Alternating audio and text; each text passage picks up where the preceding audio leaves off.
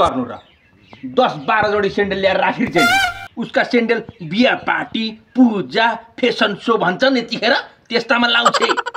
यसो उसो गरो काम गर्ने बेला चाहिँ मेरा फ्याङ्टा बिरेर खतम बनाइ हेर त यहाँ पनि फाटेछ ये आमै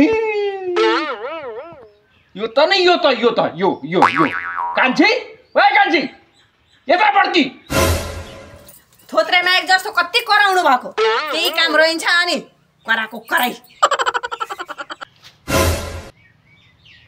ठुक्क जिन्दगी त्यतिखेरका दिनमा पनि 10 वटा गाडीमा 700 जन्ती लगेर अग्निलाई साक्षी राखेर बे गरेको मैले आज म थोत्रे माइक भनेर सुन्नु भन्दा अगाडि मेरा कान किन बहिरा भएर न मेरा कान ठुलै काम गर्नु सुन कान्छी सुन अझै एउटा कुरो सुन जन्तीलाई दाल नपुगेर तेरा माइतीलाई पानी धोकेर पातलो दाल खुवाका म बेउलो भएर जग्या बस्दा पनि यो कुरो सुनेको यसो त्यसो गर मेरै माइतीलाई त तपाईको चप्पल मैले लागे छैन त्यही एक दिन लागेर त्यही पानी परेका दिन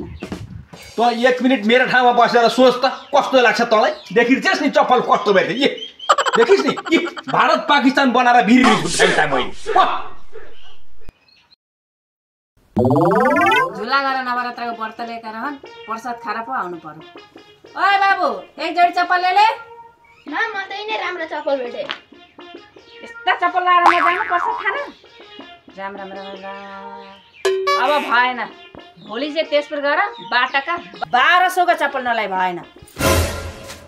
के अरे 1200 का चप्पल साला डाक छ तँलाई त एकै लाउले नि म सर्वनाश बनाउँछु क्या र अब 4 आनाको इन्कम छैन 1200 का खर्च